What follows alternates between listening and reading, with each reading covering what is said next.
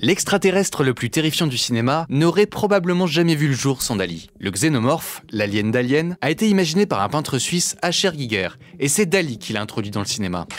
Giger est aussi le père d'une esthétique foisonnante, inspirée du cyberpunk et remplie de références littéraires et artistiques. Alien, le 8e passager, sort en 1979. Voici le pitch. L'équipage d'un vaisseau spatial est décimé par une créature cauchemardesque. On ne la voit que quelques secondes dans le film, mais son design révolutionnaire va marquer les esprits. Alien est le 2e film de Ridley Scott, réalisateur britannique passionné de peinture romantique. Et c'est justement dans un livre de peinture qu'il trouve son inspiration. Ce livre, c'est le Necronomicon, et parmi les dessins à l'intérieur, celui-ci attire l'attention de Ridley Scott. Une créature humanoïde avec un squelette saillant, des tuyaux qui lui sortent du dos, cette tête allongée qui évoque... vous voyez ce que je veux dire. La créature plaît à Ridley Scott notamment parce qu'elle a l'air agressive et sexuellement explicite. Ça aurait sans doute intéressé Freud. L'artiste derrière ce dessin est un peintre suisse underground, né en 1940, H.R. Giger pour Hans Ruedi, mais lui préférera... Dans un magazine américain, ils ont mis pour HR Horror Rex, ça veut dire...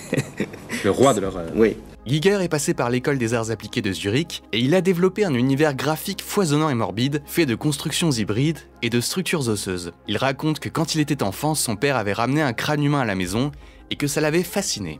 Giger explique aussi être passionné par la littérature fantastique, Edgar Allan Poe, Gaston Leroux et surtout Lovecraft. En plus de son livre Necronomicon, Giger a notamment dessiné cette pochette d'album, mais c'est surtout sa rencontre avec Dali au début des années 70 qui va changer sa vie. Dali le présente au réalisateur Alejandro Jodorowsky qui veut alors adapter Dune de Frank Herbert bien avant David Lynch et Denis Villeneuve.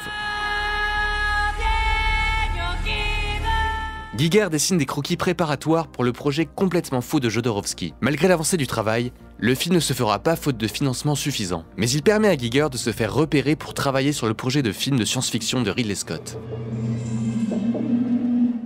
D'ailleurs, certains de ses dessins pour Dune annonce déjà l'esthétique d'Alien. Avec ses peintures à l'aérographe, technique qui permet une grande finesse dans les contrastes et les formes, Giger invente quasiment un genre, le biomécanique, une hybridation de la chair et de la machine. Le biomécanique de Giger est un peu la réponse au cyberpunk et au steampunk, esthétique inspirée de la révolution industrielle au 19e siècle qui pense déjà l'aliénation de l'homme à la machine. Finalement, le biomécanique va commencer à travailler quelque chose d'autre, une autre hybridité qui va venir se métaphoriser dans le film Alien et dans beaucoup d'autres productions, de cet humain pétri par le mécanique, qui commence à s'auto-mécaniser. On va retrouver ça aussi chez Cronenberg, par exemple. C'est plutôt une image esthétique qui nous permet de nous penser, nous, dans notre capacité à être des humains.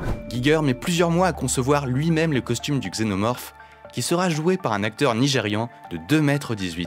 L'aspect biomécanique permet à la créature de se fondre dans le décor du vaisseau pour mieux se camoufler. Les autres films de l'univers Alien donneront des variations au monstre, le présentant de moins en moins comme une machine à tuer, et de plus en plus comme un insecte dans une ruche, avec même une reine alien. Pour en savoir plus sur Alien et Giger, vous pouvez écouter cette émission.